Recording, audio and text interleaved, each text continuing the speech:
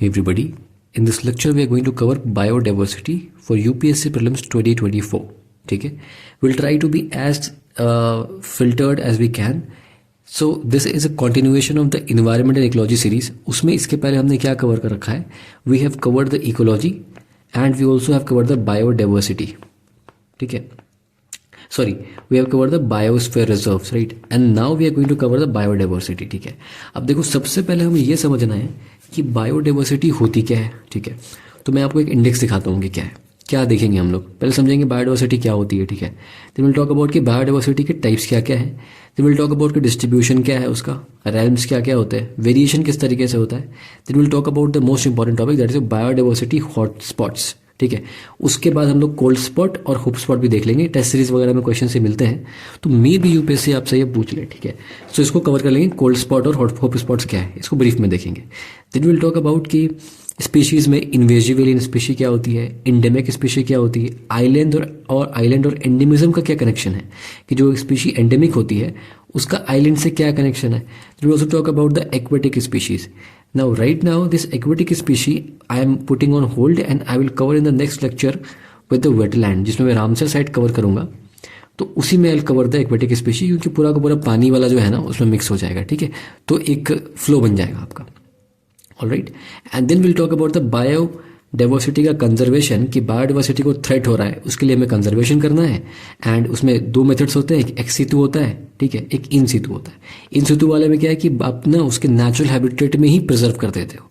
Then इसके examples like जू, botanical garden हो जाएंगे.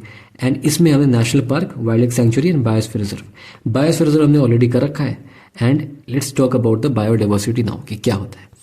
फर्स्ट ऑफ ऑल मैं बताऊं आपको कि बायोडाइवर्सिटी होता क्या है. बायोलॉजिकल डाइवर्सिटी, कि बायोलॉजिकल मतलब कि आपका जो भी फ्लोरा है and whatever which is your flora, मतलब कि प्लांट एंड एनिमल्स में क्या डाइवर्सिटी, कितने तरह के डिफरेंट वेरिएशंस मिलेंगे, जेनेटिक वेरिएशन मिलेंगे, स्पीशीज़ का वेरिएशन मिलेगा. ठीक है, तो उसके बारे में हम बात करते हैं. First of all will talk about कि बायोडाइवर्सिटी देखो फ्लोरा फोना दोनों हो गए, हमने बात कर ली इसके बारे में. अब देखो कि इसका वेरिएशन क्लासिफिकेशन हमने तीन तरीके से कर रखा है. एक जेनेटिक लेवल पे, एक इकोसिस्टम के लेवल पे, एक होता है स्पीशी के लेवल पे. तो डाइवर्सिटी जो वेरिएशन है वो तीन लेवल पे होगा आपका. एक जीन के लेवल पे होगा, एक पूरे इकोसिस्टम के लेवल पे होगा, एक स्पीशी के लेवल पे होगा. समझ में नहीं आया डोंट वरी, मैं समझाता हूँ. ठीक है, देखो जेनेटिक डाइवर्सिटी में क्या होगा कि एक सेम स्पीशी है उसमें दो जीन का वेरिएशन आ गया. फॉर एग्जाम्पल हमारे पास दो प्लांट्स हैं. ठीक है, हमने जीएम क्रॉप का एग्जाम्पल ले लो आप. ठीक है, जीएम कॉटन है, राइट, एंड जीएम मस्टर्ड है. तो basically what we are doing is that we are trying to introduce changes at the genetic level. तो जीन के लेवल पे हमने डाइवर्सिटी को चेंज कर दिया, बट स्पीशीज सेम है. अच्छा, इकोसिस्टम में हमने पढ़ा था कि वो देखा था ना वेरिएशन की स्पीशी होती है, फिर स्पीशी के बाद आपका पॉपुलेशन वाला हमने देखा था, राइट. तो ये यहाँ से स्पीशी मतलब कि सेम तरह के ऑर्गेनिज्म मिलकर क्या बनाते हैं, आपकी स्पीशी बनाती है. अब इस सेम स्पीशी, लेट से स्पीशी नंबर एक्स है, ठीक है, कोई स्पीशी एक्स है, इसके अंदर में कुछ जीन वेरिएशन आ गया, एक्स का जीन 1 एंड जीन 2. तो सेम स्पीशी है दोनों में, एक्स एक्स है, बट इसमें जीन का वेरिएशन आ गया. ठीक है, so these are not equal. तो यहाँ पे क्या आ गया आपका, डाइवर्सिटी आ गया. That is what is your genetic diversity. अब यहाँ पे समझो स्पीशी सेम रहेगी, जीन क्या हो जाएगा, डिफरेंट हो जाएगा. अब यहाँ से क्यों समझो ये चीज़ कि जेनेटिक डाइवर्सिटी होगी, ठीक है, तो अडेप्टेशन ज़्यादा होगा एंड सर्वाइवल की पॉसिबिलिटी ज़्यादा होगी. क्या मतलब है इसका, मतलब ये है सिंपल भाषा में समझो कि जीन लेवल पे वेरिएशन हो गया, so then that kind of species has evolved at the genetic level, so the probability of surviving, ठीक है, in a different circumstance has increased, क्योंकि वो अडेप्ट कर गया. अडेप्ट करा मतलब इवॉल्व कर गया, तो सर्वाइवल की पॉसिबिलिटी क्या बढ़ गई. This resonates with the Darwin's survival of the fittest. ठीक है, कि नेचर सिलेक्शन करता है, जीन लेवल में वेरिएशन हो जाता है, स्पीशीज इवॉल्व कर जाती है, अडेप्ट कर जाती है, सर्वाइव कर जाती है. ठीक है, तो जेनेटिक डाइवर्सिटी क्लियर हो गया हमारा कि स्पीशी सेम रहेगी और जीन क्या हो जाएगा, डिफरेंट हो जाएगा. अब इकोसिस्टम डाइवर्सिटी समझो क्या होता है. इकोसिस्टम डाइवर्सिटी की अलग अलग इकोसिस्टम में, एक्वेटिक इकोसिस्टम में, टेरेस्ट्रियल इकोसिस्टम में, ग्रासलैंड के इकोसिस्टम में, हर जगह अलग अलग स्पीशी मिलेगी. फॉर एग्जाम्पल एक्वेटिक में आपके अलग तरह की स्पीशी मिलेगी, ग्रासलैंड में अलग तरह की स्पीशी मिलेगी, फॉरेस्ट में अलग तरह की स्पीशी मिलेगी. तो इन इकोसिस्टम में जो डाइवर्सिटी आ रही है उसको हम इकोसिस्टम डाइवर्सिटी कहेंगे. क्लियर है. स्पीशी डाइवर्सिटी का मतलब कि मान लो इकोसिस्टम है, इसमें कुछ प्लांट्स हैं, कुछ एनिमल की स्पीशी है, ठीक है, कुछ फ्रॉग है, मान लो कि फ्रॉग की स्पीशी होगी बहुत सारी, देन देयर स्नेक है।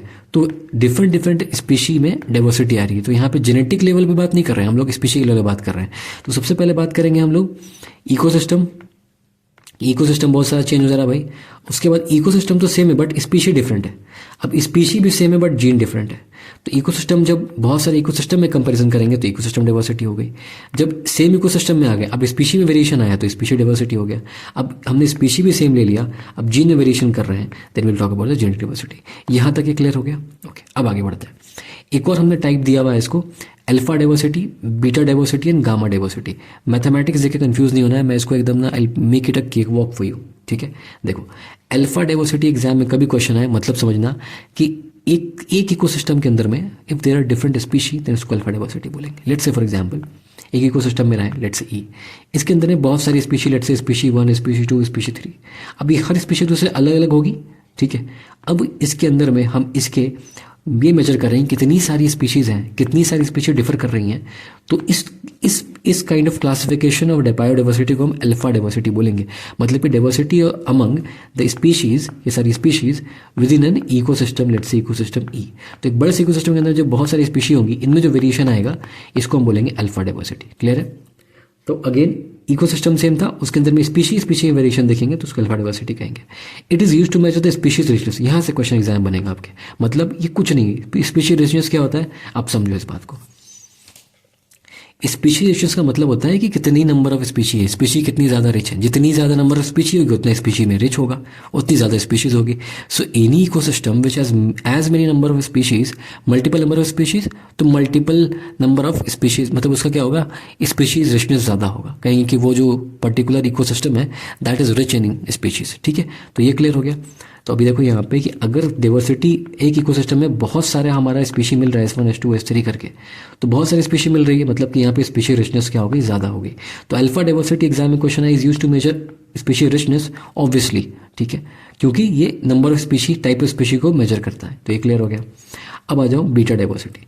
अब बीटा में वही करेंगे, दो अलग अलग इकोसिस्टम लेंगे। अभी यहाँ पे सेम इकोसिस्टम के बारे में बात करी थी, यहाँ पे दो अलग अलग इकोसिस्टम ले लिया। अब इन दोनों के स्पीशी के बीच में अगर डाइवर्सिटी में कंपैरिजन करेंगे तो बीटा डाइवर्सिटी में क्या होता है, compare between the diversity of ecosystem 1 versus diversity of ecosystem 2, दोनों में कंपैरिजन कर देंगे तो उसको क्या बोलेंगे, बीटा डाइवर्सिटी बोलेंगे। ये भी क्लियर हो गया। अब यहाँ आ जाओ गामा डाइवर्सिटी। तो यहाँ एक इकोसिस्टम के अंदर में मल्टीपल स्पीशी के बारे में बात कर रहे थे, अब यहाँ दो इकोसिस्टम हो गया। अब मान लो दो से ज़्यादा इकोसिस्टम होंगे, एक बड़ा सा कुछ एरिया है, ठीक है, लेट्स से फॉर एग्जांपल एक बायोस्फीयर है, बायोम है, इसके अंदर में बहुत सारे इकोसिस्टम है, ठीक है।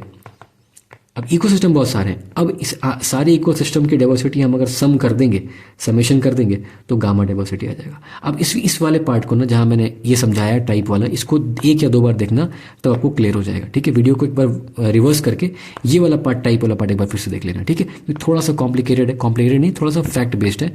दो चार बार इसको देख लेना, दो चार बार रट लेना, आपको ये चीज़ क्लियर हो जाएगी। इससे ज़्यादा सिंपल क्लासिफिकेशन इसका पॉसिबल नहीं था। Okay, all right. अब इसको हम लोग आगे बढ़ते हैं। अब बात करते हैं हम लोग कि रेल्म क्या होता है। रेल्म मतलब कि डाइवर्सिटी, बायोडाइवर्सिटी को हमने क्लासिफाई किया हुआ रेल्म्स में, ठीक है। दुनिया में बहुत सारे रेल्म्स हैं, दुनिया के रेल्म्स के बारे में बात नहीं करनी है, which is not much important for prelims. But India किस किस रेल्म में लाई करता है, जैसे मान लो कि पूरा का पूरा ये वर्ल्ड मैप है, इसके अंदर इसको हमने रेल्म में डिवाइड करा है। अब यहाँ पे कहीं तो भी इंडिया है, तो इंडिया हमारे दो रेल में आता है, ऊपर वाला पार्ट दूसरे रेल में आएगा, नीचे वाला पार्ट दूसरे रेल में आएगा। वही चीज़ हमने देखी कि इंडिया का ऊपर वाला पार्ट जो आता है वो पैलियो आर्कटिक रेल में आता है। क्या है क्या नहीं है, ज्योग्राफी ऑप्शनल का टॉपिक है, आपको पढ़ने की जरूरत जीएस के लिए नहीं है। रटना क्या है कि पैलियो आर्कटिक रेल में आता है इंडिया। अब पूछेगा दो रेल में कौन कौन से रेल में आता है, so India falls under the Palaearctic realm, ऊपर वाला पार्ट, एंड द नीचे वाला part falls under the Malayan realm, ठीक है। तो ये दोनों रेल में इसको आपको रट लेना है, ठीक है, बस, और कुछ नहीं इसमें देखना है, ठीक है। स्पीशीज रिचनेस की हमने बात कर ली कि जितनी नंबर ऑफ स्पीशी होगी उसको स्पीशीज रिचनेस बोलेंगे। अच्छा, स्पीशीज रिचनेस कौन सी डाइवर्सिटी दिखाती है हमारी, अल्फा डाइवर्सिटी, ठीक है, विद इन सेम इकोसिस्टम। ये क्लियर हो गया। स्पीशी इवननेस पूछेगा एग्जाम में कि क्या है। स्पीशी इवननेस का मतलब है कि डिस्ट्रीब्यूशन ऑफ स्पीशी, मतलब कि कितनी ज़्यादा स्पीशी का, मान लो कि इकोसिस्टम है, इसके इस वाले एरिया में ना, मान लो कि एक स्पीशी तुम्हारी S1 बहुत ज़्यादा है, इस वाले में ना S2 बहुत ज़्यादा है, इस वाले में S3 बहुत ज़्यादा है, ठीक है, लेकिन यहाँ S1 नहीं है, यहाँ पे S3 नहीं है, यहाँ पे S1 नहीं है, ठीक है। तो what I am trying to say, कि ये दिखाता है कि कितना डिस्ट्रीब्यूशन हुआ है स्पीशी का, कितनी इवन डिस्ट्रीब्यूशन है स्पीशी की, ठीक है। स्पीशी रिचनेस देख लिया, स्पीशी इवननेस देख लिया, ठीक है। ऊपर ऊपर से देखते हैं इसको, ठीक है। अब देखो ऑर्डर ऑफ स्पीशी रिचनेस, जब भी आपको स्पीशी रिचनेस बोले आप सिंपल भाषा में समझना कि कितना ज़्यादा उसमें स्पीशी है, नंबर ऑफ स्पीशी कितना ज़्यादा है, ठीक है। ये हो गया आपका। तो अब एग्जाम में आपको ध्यान रखना है कि मैंग्रोव में बहुत ज़्यादा होता है, कोरल में बहुत ज़्यादा होता है, वेटलैंड में बहुत ज़्यादा, इन तीनों में बहुत ज़्यादा स्पीशी रिचनेस होती है, ठीक है। एंड इसके पहले मैंने आपको इकोसिस्टम में पढ़ाया था कि इकोटोन जो होता है, इकोटोन में दो इकोसिस्टम के बीच का जोन, ये जोन ऑफ टेंशन होता है, ट्रांजिशन जोन होता है, एंड यहाँ पे बहुत ज़्यादा आपको स्पीशी देखने मिलती है, ठीक है। तो इकोटोन में ज़्यादा होगा। अब देखो ना, मैंग्रोव, कोरल, वेटलैंड, ये सब के सब तो इकोटोन ही है ना इकोटोन। मैंग्रोव किसके किसके बीच का है, बताया था मैंने इकोसिस्टम वाले लेक्चर में, नहीं देखा है तो जाकर देखो, प्लीज़ देखो जाके, you will have so much clarity about environment and ecology. Tropical region में आ जाओ, tropical rain forest are the most productive ecosystems in the world, तो वहाँ सबसे ज़्यादा इको स्पीशी रिचनेस मिलेगी आपको, ठीक है। अब आ जाओ इन्वेजिव एलियन स्पीशी, क्या होता है ये समझते हैं। इन्वेजिव, इन्वेट करने वाला, लेट्स लाइक कि बाबर ने इंडिया को इन्वेट करा, ठीक है, तुगलक ने करा। तो बेसिकली इन्वेट करने का मतलब है कि एक बसा बसा इकोसिस्टम है, एक नई स्पीशीज में आ गई, तो इसको बोलेंगे इन्वेजिव। अब इसको इन्वेजिव क्यों करें, बाहर से आई है। अब इसको, इसका थ्रेट क्या होता है, it creates the threat. Threat क्या करती है, जो यहाँ पे पहले रहने वाली एग्जिस्टिंग स्पीशी है, एग्जिस्टिंग बायोडाइवर्सिटी है, ये तो इसको तो पता नहीं था ना कि एक वाइल्ड लाइफ स्पीशी आ जाएगी। Now let's say for example यहाँ पे मेरा प्लांट हुआ है, ठीक है, एंड मैंने क्रॉप लगाया हुआ है, यहाँ पे वीड आ गया, कोई ऐसा वीड आ गया विच इज फ्लोरिशिंग। अब वीड आ गया तो वीड विल बी अब यहाँ तो वाटर लिमिटेड है, न्यूट्रिएंट लिमिटेड है सॉइल में, तो ये रिसोर्सेस लिमिटेड है, but these weeds will consume these resources, water, nutrient. तो जो मेरा जो एक्चुअल प्लांट है वो सफ़र करेगा, तो actual plant might not survive, क्योंकि वीड का सर्वाइवल ज़्यादा होगा, तो इसलिए उसको बोलेंगे इन्वेजिव, कि दूसरे जो एग्जिस्टिंग स्पीशी थी उस एरिया को कॉलोनाइज कर लिया और खुद जाके बस गया, ठीक है, उसको भगा दिया, डिस्प्लेस कर दिया या एक्सटेंड करा दिया और खुद जाके बस गया। इसको इन्वेजिव एलियन स्पीशी कहते हैं। एक बार यूपीएससी ने क्वेश्चन पूछा है प्रीलिम्स में, but what we need to understand is कि इन्वेजिव एलियन स्पीशी में आपको वही पढ़ना है जो एग्जाम के लिए इंपॉर्टेंट है। मैंने पीटी में कवर कराया है, कौन सा इंपॉर्टेंट है उसको जाके देख लेना, ठीक है। इन्वायरमेंट की पीटी में कवर कराया है।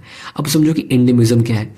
भैया एंडेमिज्म कुछ नहीं है, जैसे मान लो कि कोई एक स्पीशी लेट से S1 है, ठीक है। अब ये किसी एक पर्टिकुलर एरिया में मिलती है। फॉर एग्जाम्पल अगर मैं ऑस्ट्रेलिया की बात करूँ तो ऑस्ट्रेलिया में आपका कैंगरू, कीवी, ये एंडेमिक है, मतलब सिर्फ यहीं पाया जाता है, ठीक है। और कीवी होता है यार, मतलब एंडेमिक मतलब वहीं मिलने वाला है, ठीक है, वहीं से स्टार्ट हुआ है, वहीं का रहने वाला। कहते हैं ना कि एंडेमिक है, नेटिव टू समवेयर, तो एंडेमिज्म वही होता है, ठीक है। किसी पर्टिकुलर एरिया से बिलोंग करना एंडेमिज्म कहते हैं। क्लियर है। अच्छा, इस वाले पार्ट में हम लोग बाद में आएंगे, पहले इस वाले पार्ट को देख लो कि क्या कह रहा है कि ट्रॉपिक्स में, ट्रॉपिकल रीजन में, मतलब जो इक्वेटर रीजन वाला है उसमें डाइवर्सिटी ज़्यादा क्यों है।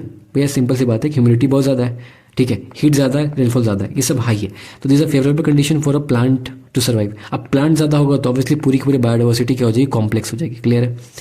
क्लाइमेटिकली स्टेबल है, ये वाला पॉइंट आप क्लियरली स्किप कर दो। क्यों स्किप कर दो, क्योंकि ज्योग्राफी ऑप्शनल के लिए है, ठीक है। अब ये वाला पॉइंट ध्यान दो कि सॉइल थिकनेस ज़्यादा है, क्योंकि वहाँ वेदरिंग बहुत ज़्यादा, बारिश बहुत ज़्यादा होती है ट्रॉपिकल रीजन में, तो उससे क्या होता है, वेदरिंग ज़्यादा होगा, वेदरिंग ज़्यादा होगा तो सॉइल के ऊपर लेयर ज़्यादा बनेगी, न्यूट्रिएंट ज़्यादा होगा, प्लांट ज़्यादा बनेंगे, यानी कि बायोडाइवर्सिटी पुश हो जाएगी, ठीक है। अब ये हो गया। कोल्ड स्पॉट, हॉट स्पॉट बाद में देखेंगे, ये इस वाले पार्ट को बाद में देखेंगे। इसके पहले हम लोग देखते हैं बायोडाइवर्सिटी हॉटस्पॉट क्या है। नाम से लग रहा है हॉटस्पॉट, भैया किस चीज़ का हॉटस्पॉट, बायोडाइवर्सिटी का hotspot. It can be of flora and fauna both. Generally biodiversity hotspot में आइलैंड्स होते हैं, बट नॉट नेसेसरीली। अगर एग्जाम में क्वेश्चन आता है कि only islands constitutes for the biodiversity hotspot, no, not always, but या मोस्टली यस। ओके, क्यों आइलैंड्स समझते हैं। अच्छा, उसके बाद समझते हैं कि बायोडाइवर्सिटी हॉटस्पॉट होता क्या है। देखो हॉटस्पॉट क्यों कहते हैं, क्राइटेरिया बनाया हमने कि पहला बनाया कि हाई लेवल ऑफ एंडेमिज्म होना चाहिए, मतलब कि कुछ ऐसी स्पीशी होनी चाहिए जो सिर्फ और सिर्फ वहीं पाई जाती है, ठीक है। तो एंडेमिज्म ज़्यादा हो जाए, पहली कंडीशन आपको रट लेनी एग्जाम के लिए, हाई लेवल ऑफ एंडेमिज्म। समझना कि रटना नहीं, समझो इस बात को कि हॉटस्पॉट क्यों बोल रहे हैं, क्योंकि ये एंडेमिक स्पीशी सिर्फ वहीं पाई जाती है, ठीक है। That's why we are trying to declare special status दे रहे हैं उस स्पेस को। अगर कोई स्पीशी वहीं में, जैसे अंडमान निकोबार है, बायोडाइवर्सिटी हॉटस्पॉट है, एंडेमिक है, क्यों एंडेमिक है, आइलैंड भी है, ठीक है, जनरली आइलैंड है, एक सेटिस्फेक्शन हो गया। एंडेमिक वहाँ बहुत सारी स्पीशी मिलती है, यस। अब देखो यहाँ पे ये वाला पार्ट जो लिखा है इसको मैं समझाता हूँ, बट इसके पहले आप इस पे आओ कि थ्रेट। पहला फैक्टर कि एंडेमिक हो, कोई स्पीशी हो जो सिर्फ वहीं पाई जाती हो। मान लो मेरा कोई एक रीजन है, इसको मेरे को डिटरमाइन करना है कि ये बायोडाइवर्सिटी हॉटस्पॉट है कि नहीं। तो मैं किस किस क्राइटेरिया के थ्रू जाऊंगा? पहला क्राइटेरिया इसी कि एंडेमिज्म देखूंगा कि यहाँ जो स्पीशी है वो सिर्फ यहीं पाई जाती है क्या।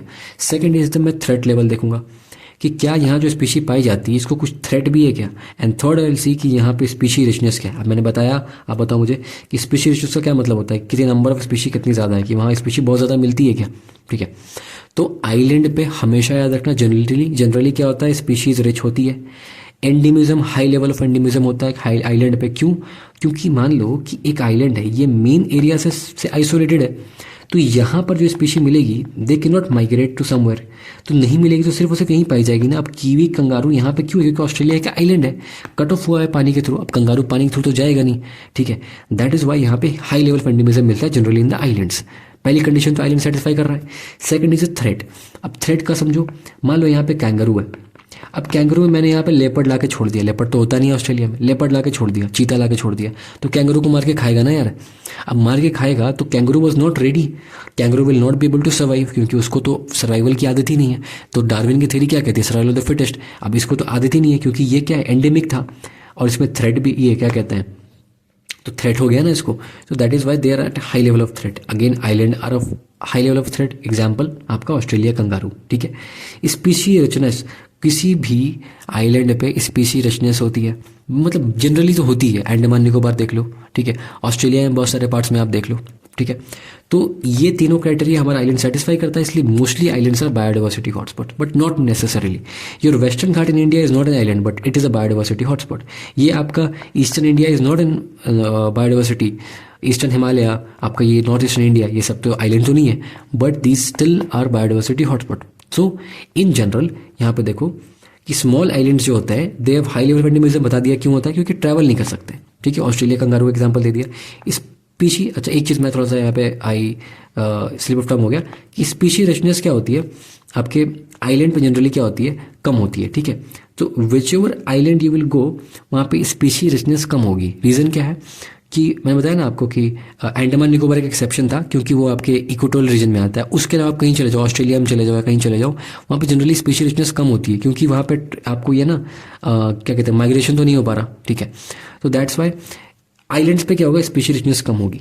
सो यहाँ पे आप देख लो, स्मॉल आइलैंड्स में स्पीशी रिचनेस कम होगी एंड एंडेमिज्म ज़्यादा होगा। एंडेमिज्म ज़्यादा क्यों होगा बता दिया मैंने, क्योंकि वो ट्रांसफर नहीं कर सकते, ट्रैवल नहीं कर सकते। ठीक है, तो अगर यहाँ पे एंडेमिज्म ज़्यादा है, इनको बाहर की चीज़ों की आदत ही नहीं है, so chances of threat, vulnerability ज़्यादा होगा। ठीक है, due to isolation, less adaptive traits में डेवलप हुए क्योंकि आइसोलेटेड रहे ये लोग। ठीक है, फाइट कभी किया नहीं। दैट्स वाई अगर कोई इन्वेजिव एलियन स्पीशी इंट्रोड्यूस हो जाए, यहाँ पे आ जाए, तो they can easily colonise the area and that's why islands are very very high at threat. That's why इनको हम बायोडाइवर्सिटी हॉटस्पॉट जनरली डिक्लेयर करते हैं। क्यों? एंडेमिज्म है and very very high level of threat. अब स्पीशी रिचनेस यहाँ पे कम है, एक की एक्सेप्शन है, क्यों बता दिया मैंने आपको, आइलैंड में कम होता है। हाउएवर आइलैंड हमारा दो क्राइटेरिया को सेटिस्फाई करता है, थ्रेट वाला, बट स्पीशी रिचनेस वाले को आइलैंड सेटिस्फाई नहीं करता। हाउएवर हमारा ईस्टर्न हिमालयाज, ये वाला नॉर्थ ईस्ट इंडिया, वेस्टर्न घाट, यहाँ पे स्पीशी रिचनेस काफ़ी हाई है।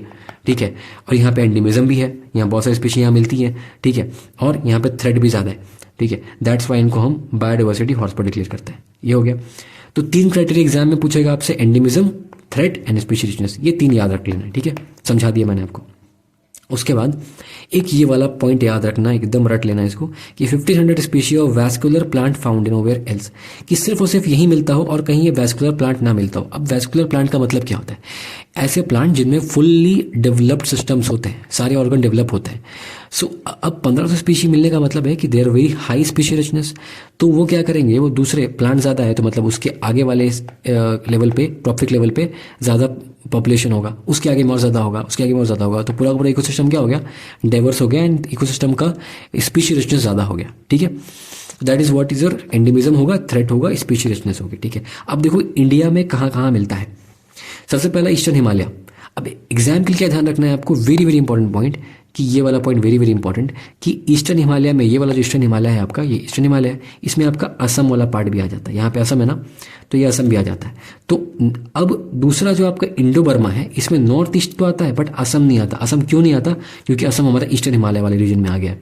तो एग्जाम में आपसे बोल देगा कि eastern Himalaya is a biodiversity hotspot. ठीक है, अब यह बोल देगा आपसे नॉर्थ ईस्टर्न में बायोडाइवर्सिटी हॉटस्पॉट है विच इंक्लूड्स असम। असम, मेघालय, त्रिपुरा, नहीं, असम एज्यूम नहीं करता है, ठीक है। क्यों? क्योंकि असम ईस्टर्न हिमालय में आ जाता है। तो एक यहाँ पे एग्जाम्पल ध्यान रखना है आपको, यहाँ पे यहाँ गलती हो जाएगी। दूसरा इंडो बर्मा है, तो ये आपको ईस्टर्न बर्मा, ईस्टर्न हिमालयस, ये वाला पार्ट पूरा इंडो बर्मा। अब इंडो बर्मा में पूरा नॉर्थ ईस्ट एरिया आपका आ जाएगा इंडिया में, और क्या आएगा, बट असम नहीं आएगा। असम क्यों नहीं आएगा? असम यहाँ पे आ गया, ईस्टर्न हिमालय वाले में आ गया, ठीक है। तो एक जोन ये, एक जोन ये, एक जोन ये और एक जोन ये, ठीक है। अब पहला देख लिया हमने, दूसरे में आते हैं नॉर्थ ईस्ट इंडिया देख लिया, असम वाला। अब इसमें एक और आता है अंडमान। देखो अंडमान निकोबार दो पार्ट में है, एक अंडमान है ये दोनों, और ये निकोबार है। तो ये जो इंडो बर्मा वाला है, ये बर्मा है ना पूरा एरिया, म्यांमार, तो ये वाले पार्ट में ये पूरा आपका अंडमान आ जाएगा। तो अंडमान ग्रुप ऑफ आइलैंड इसमें आ जाएगा, ऊपर वाले में, इंडो बर्मा में। और थर्ड नंबर में ये जो पार्ट है आपका, ये सुंडालैंड की। सुंडालैंड क्या होता है? Nicobar group plus south east Asia. तो Nicobar plus south east Asia दोनों को मिला देंगे तो सुंडालैंड हो जाएगा। तो थर्ड बायोडाइवर्सिटी हॉटस्पॉट कौन सा है? सुंडालैंड। इंडिया में कौन सा है? निकोबार ग्रुप, ठीक है। और सेकंड वाला क्या था? Indo Burma. इसमें इंडिया में क्या था? North eastern India accept Assam, Assam यहाँ आ गया था, और अंडमान ग्रुप। ये हो गया क्लियर। तो ये हो गया क्लियर, ये हो गया क्लियर, ये हो गया क्लियर। अब आ जाओ वेस्टर्न घाट। वेस्टर्न घाट प्लस श्रीलंका, ठीक है। एक बार रिवाइज कर लो। नंबर 1 में कौन सा? Eastern Himalayas, eastern Himalayas recall करो, प्लस असम, ठीक है, प्लस असम, ठीक है। इंडो बर्मा में नॉर्थ ईस्ट इंडिया, असम इसमें नहीं, फिर असम यहाँ आ गया।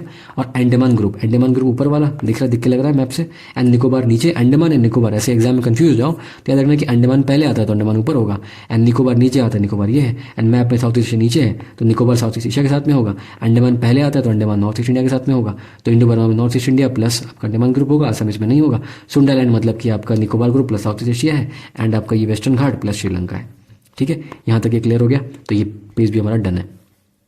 एक बार चीज़ फिर से देख लो। क्राइटेरिया में क्या था? हाई लेवल एंडेमिज्म, थ्रेड ज़्यादा हो, और स्पीशी रिचनेस हो, ठीक है। और ये देख लो एक चीज़, थ्रेड का मतलब है कि या तो 70% उसकी वेजिटेशन लॉस्ट हो गई हो, तब तो थ्रेड है कि खत्म ही हो गया, एक्सटिंक्ट हो गया, या फिर 30% ऑफ हैबिटेट उसका जो क्या हो गया, लॉस हो गया, ठीक है। ये दोनों स्टेटमेंट आपको दो चार पढ़ लेना, ध्यान में आ जाएगा। अब देखो बायोडाइवर्सिटी कंजर्वेशन। बायोडाइवर्सिटी को हम ह्यूमन एक्शन के थ्रू हमने थ्रेड डाला है, ठीक है। थ्रेड हो गया तो एक्सटिंक्शन हो रहा है, तो कंजर्वेशन करना है। तो कंजर्वेशन दो तरीके से करते हैं, एक सीटू होता है, एक इन सीटू होता है। एक सीटू में क्या होता है कि उसके नेचुरल एटमॉस्फेयर से, नेचुरल हैबिटेट से हम उसको बाहर निकाले करते हैं। फॉर एग्जाम्पल जू, जंगल से निकाल के जू में ले आए, ठीक है। बोटानिकल गार्डन, वहाँ पे हम उसको कर रहे हैं। जीन बैंक, ठीक है। इंडिया में जीन बैंक कहाँ पे है? इस इंडिया में सीड बैंक कहाँ पे है, ठीक है। इसको आप it's a homework, do that, ठीक है। ये देख लो, देखिए कैप्टिव ब्रीडिंग, ठीक है, cryo preservation. Don't you think this all these things are done? यहाँ पे लोग वो पैदा नहीं हो रहे, यू आर ब्रिंगिंग देम, और either you are breeding them, ठीक है, आर्टिफिशियली। तो एक्स सीटू है। Ex situ generally is not a good method. क्यों? क्योंकि इनको बाहर के एटमॉस्फेयर से इनको आइसोलेशन रख दिया, सेम एज योर ये आइलैंड वाला, ठीक है। इनको पता ही नहीं बाहर क्या चल रहा है। अगर एक शेर जो जानवर में क्या कहते हैं जू में है, तो जंगल में डाल दो उसको, जो सीआर होता है वो मार के खा जाएगा या उसको मार देगा, अल्टीमेटली खाएगा नहीं तो मार देगा उसको, राइट। क्योंकि सर्वाइव नहीं कर पाएगा, survival of the fittest, and only one that species which is surviving, struggling, that will developed adaptation trait, and वो फिर सर्वाइव करेगा, ठीक है। इन सीटू देखो नेचुरल हैबिटेट के अंदर में ही करते हैं, और एक्सटर्नल हैबिटेट में करते हैं। मान लो टाइगर है, टाइगर को उसके अंदर में रखा तो इन सीटू हो गया। टाइगर को जू में ले आया तो एक्सटर्नल हो गया, तो एक्स सीटू हो गया। टाइगर को उसके हैबिटेट में रखा, like for example tiger reserves national park में रखा, तो वो तुम्हारा क्या हो गया, नेचुरल हैबिटेट में इन सितु हो गया। इन सितु में क्या क्या आएगा? National park, wild life sanctuary, biosphere reserves, biodiversity heritage site, community reserve and conservation reserve. इन सब के बारे में हम इस पेज में बात करते हैं। इसमें मैं जो बता रहा हूँ ना, this is one of the most important pages here. यहाँ से ध्यान देना आपको, ठीक है। ये वाला पार्ट, ये यहाँ से क्वेश्चन बनता है एग्जाम में, ठीक है। उसके बाद ये चीट शीट है, इससे इंपॉर्टेंट मुझे लगता है कोई भी आपका होने वाला है इस लेक्चर में तो बिल्कुल भी नहीं होगा, ठीक है। It's very very very important, ठीक है। तो समझते हैं इस चीज़ को। देखो इन सीटू में नेशनल पार्क, सबसे हाईएस्ट लेवल प्रोडक्शन किसमें होती है? नेशनल पार्क में होती है। वाइल्ड लाइफ सेंचुरी उसके बाद होगा, and then there is a biosphere reserve. Biosphere reserve हमने ऑलरेडी पढ़ रखा है कि यूनेस्को और मैप करता है इसको, only declared by central government, ठीक है। यहाँ सारा क्लास तीनों में कंपैरिजन हम देख लेंगे, ठीक है। उसके बाद देखो कि नेशनल पार्क और वाइल्ड लाइफ सेंचुरी को सेंटर और स्टेट दोनों डिक्लेयर कर सकते हैं, ठीक है। पहला क्वेश्चन यहाँ से बन गया। दूसरा क्या पूछेगा? Who declare? Centre, state, both declare. बोलेगा only centre? No. Only state? No. Both.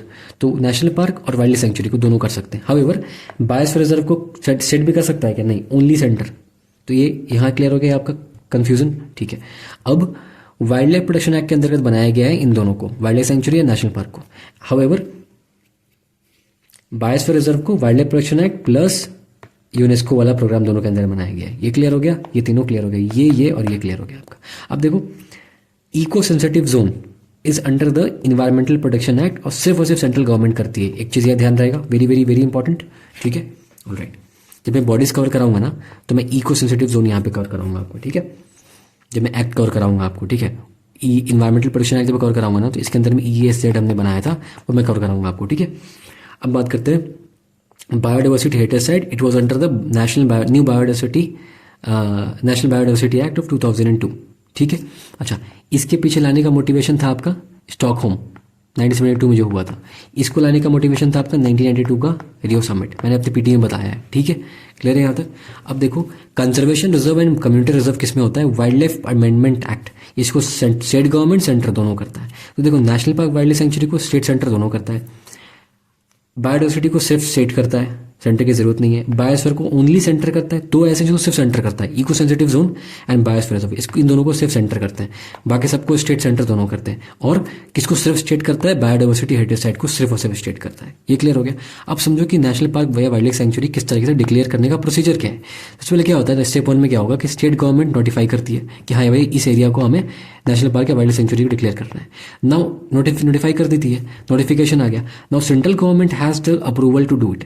Central government ने अप्रूवल कर दिया तो ठीक है, नहीं किया तो फिर अप्रूवल कर दिया तो बन जाएगा, नहीं किया तो नहीं बनेगा, ठीक है। National board for wild life ये अप्रूव करती है, ठीक है। आगे पढ़ेंगे हम लोग, जो वाइल्ड लाइफ प्रोटेक्शन एक्ट में पढ़ाऊंगा ना आपको तो इसको बता दूंगा मैं, ठीक है। Okay, now come here, comparison करेंगे हम लोग तीनों में, यहाँ से आपका सारा कंफ्यूजन खत्म हो जाना है। National park, wild sanctuary, biosphere reserve किस एक्ट के अंदर में, WPA तीनों में सेम है, तो तीनों सेम एक्ट के अंतर्गत में, ठीक है। अथॉरिटी हु ऑथराइजेस इट, इसमें both centre state can declare, इसमें बोथ कैन डिक्लेयर, इसमें ओनली सेंटर, क्लियर है। ह्यूमन इंटरफेरेंस देख लो, किसमें क्या ह्यूमन, इसमें कोई भी ह्यूमन का इंटरफेरेंस अलाउड नहीं है, इसमें इंटरफेरेंस अलाउड है थोड़ा बहुत, एंड इसमें है ह्यूमन सराउंडिंग दोनों सस्टेनेबल। बताया था मैंने, मैन एंड बायोस्फीयर दोनों क्या कर सकते हैं, को एग्जिस्ट कर सकते हैं। वीडियो नहीं देखा बायोस्फीयर को जाकर देख लो, ठीक है।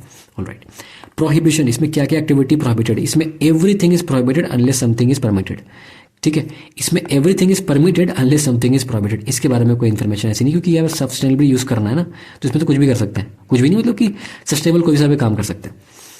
बाउंड्री देखो, अगर मान लो कि मेरे को नेशनल पार्क की इसकी बाउंड्री में कोई चेंजेस करने होंगे तो इसकी बाउंड्री लेजिस्लेशन के बिना ऑल्टर नहीं की जा सकती, मतलब कि पार्लियामेंट में लॉ पास करना पड़ेगा इसकी बाउंड्री को चेंज करने के लिए नेशनल पार्क की, तो वेरी इंपॉर्टेंट है। वाइल्ड लाइफ सेंचुरी के लिए एग्जीक्यूटिव ऑर्डर, मतलब कि गवर्नमेंट कोई मिनिस्ट्री अपने ऑर्डर के थ्रू भी कर सकती है, ठीक है। ये वेरी वेरी इंपॉर्टेंट, ध्यान रखना, इसकी बाउंड्री भी अल्टर नहीं की जा सकती, मतलब कि बायोस्फीयर रिजर्व और नेशनल पार्क की boundary can not be altered without a legislation, parliament के बिना। स्टेटस देखो इसका फिक्स है, this can be promoted to a national park, ठीक है। Wild life sanctuary can be promoted to a national park. Exam में please ध्यान रखना, क्वेश्चन पूछेगा आपसे कि wild life sanctuary can it be promoted to national park, yes, okay. अब देखो वेरी इंपॉर्टेंट, नेशनल पार्क का जो फोकस होता है it is on the ecosystem, पूरे इकोसिस्टम पे करता है कि जितनी स्पीशीज सब पे करता है। However wild life sanctuary is generally a species focused, किसी पर्टिकुलर स्पीशीज फोकस करेगा, and biosphere reserve is also focus on the entire ecosystem. तो biosphere reserve and your national park focus on the entire ecosystem, clear है। Where wild sanctuary focus on a particular species. यहाँ तक ये वाला clear हो गया, ये cheat sheet है, ये पूरा आप देख लेना इसको। अब देखो बायोडाइवर्सिटी रिलेटेड कौन कौन सी बॉडीज और कौन कौन से कन्वेंशन हमको पढ़ने हैं। बॉडीज में साइट्स पढ़ेंगे, ट्रैफिक पढ़ेंगे, माइक पढ़ेंगे। ये बॉडीज में डिटेल में कब पढ़ाऊंगा आपको, जब मैं बॉडीज पढ़ाऊंगा, कन्वेंशन पढ़ाऊंगा, ठीक है। ये कन्वेंशंस आपको मैं कब पढ़ाऊंगा, जब मैं आपको कन्वेंशंस पढ़ाऊंगा, ठीक है।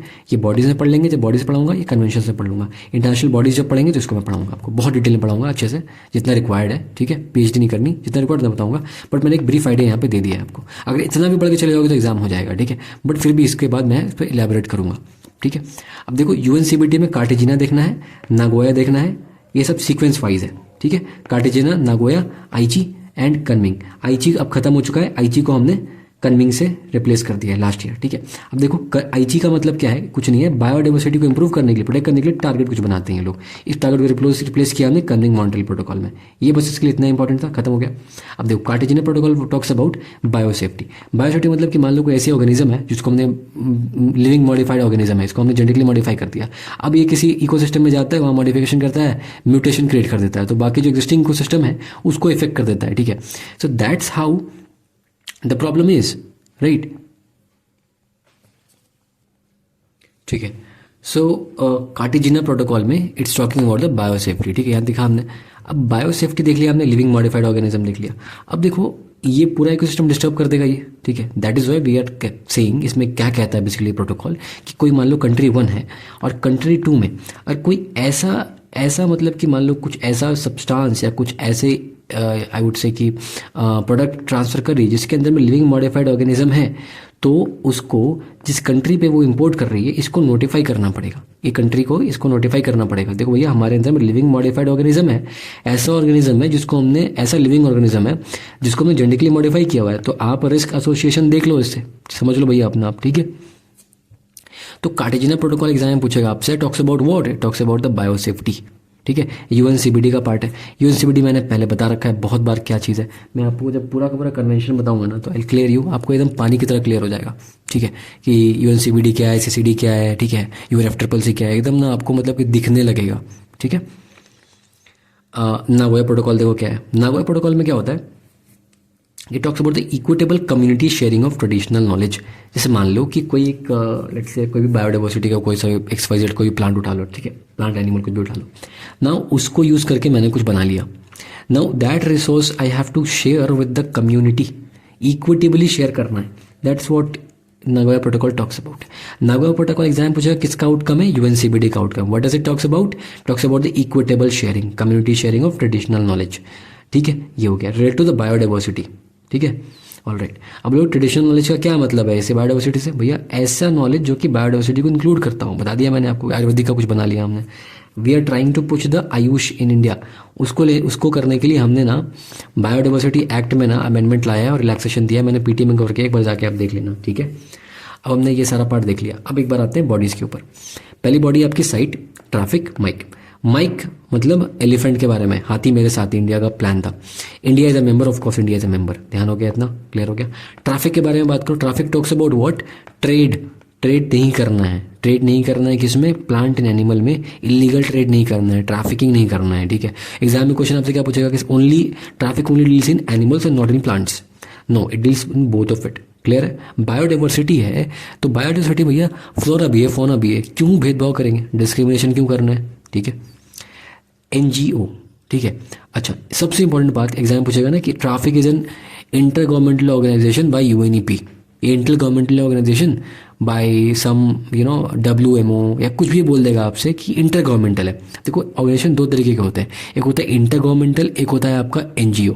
इंटर गवर्नमेंटल मतलब कि बहुत सारी कंट्रीज़ की सोवरेन गवर्नमेंट्स ने मिलकर उसको बनाया है, ठीक है, या फिर यूनाइटेड नेशन ने बना दिया, उसकी जो बॉडी UNEP उसका इनिशिएटिव है, तो UNEP का जो भी इनिशिएटिव होगा इसको इंटर गवर्नमेंटल बोलेंगे। लेट्स से फॉर एग्जांपल आपका साइट्स है, तो sites is an inter governmental, why it's inter governmental कि UNEP ने करा है, UNEP का इनिशिएटिव है, ठीक है। नाउ साइट्स टॉक्स अबाउट कि भैया ट्रेड को प्रोहिबिट करता है, प्रोहिबिट ट्रेड्स। अब prohibit trades of what, prohibits trade of the endangered plant and animals, ऐसे प्लांट एनिमल्स जिसके एग्जिस्टेंस को थ्रेट है उसमें आप ट्रेड नहीं कर सकते, क्लियर हो गया। माइक पूछेगा, MIKE what talks about, talks about the elephants, clear है। ट्रैफिक NGO है, इंटर गवर्नमेंटल नहीं है, एंड किसका इनिशिएटिव है, WWF IUCN। अब देखो WWF एंड IUCN इसके जो डैडी हैं, ठीक है, ट्रैफिक का डैडी कौन है, WWF एंड IUCN।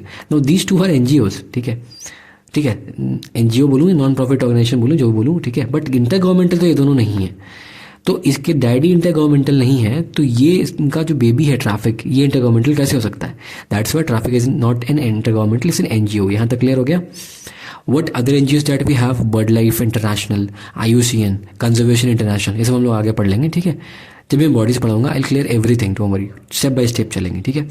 अब साइट्स में मैंने देखा इंटर गवर्नमेंटल है, क्यों, उसके डैडी जो UNEP है, UNEP इंटर गवर्नमेंटल बॉडी है, सो साइट्स इंटर गवर्नमेंटल है, ट्रेड में डील करती है। पूछेगा सिर्फ प्लांट या सिर्फ एनिमल, नहीं बोथ, क्लियर। इसमें एनेक्चर 1, 2, 3 करके वो हम लोग डिटेल जब पढ़ेंगे तो पढ़ लेंगे। तो बॉडीज देख लिया हमने, कन्वेंशन देख लिया, CBD न कार्टिजिना बायोसेफ्टी के बारे में बात करता है, लिविंग मॉडिफाइड ऑर्गेनिज्म है, कंसेंट देना पड़ता है, ना कोई इक्विटेबल शेयरिंग ऑफ ट्रेडिशनल। एक चीज़ मैं आपको एक बढ़िया नॉलेज देता हूँ कि आपने नाम सुना होगा ट्रिप्स, सुना है trips.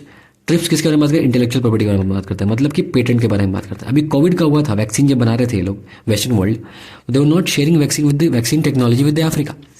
Now what was it talking about, जैसे मान लो कि ट्रिप्स तो कहता है ना कि पेटेंट बना लो, तो TRIPS was supporting the capitalist country, तो ट्रिप्स इज अ कैपिटलिस्ट का initiative, that is why TRIPS को करता कौन है, किसका है, WTO का है, ठीक है, फेयर एंड इक्विटेबल ट्रेड अच्छी बात है, गलत बात भी नहीं है। बट नागोया प्रोटोकॉल कहता है कि अगर आपने कुछ ऐसी रिसोर्सेज बनाई है you have to share it. So Nagoya protocol and TRIPS are anti of each other, ठीक है। तो इंडिया के पास कंफ्लिक्ट क्यों आता है? India as a part of both, India TRIPS का भी मेंबर है, सिग्नेटरी है, और नागोया का भी है। दैट्स वाई इंडिया हमेशा कंफ्लिक्ट फेस करता है कि आपने नॉलेज शेयरिंग करें। भैया अगर मैंने पेटेंट बना लिया तो I am not able to share my knowledge, मैं उसको पेटेंट कर लिया, तो I can not share the actual formula. अब ट्रिप्स कहता है कि पेटेंट किया तो नहीं शेयर कर सकते, नागोया कहता है कि शेयर करो, तो हमेशा इंडिया कंफ्लिक्ट फेस करता है, ठीक है। ऐसी नॉलेज थी, बता दिया मैंने, ठीक है।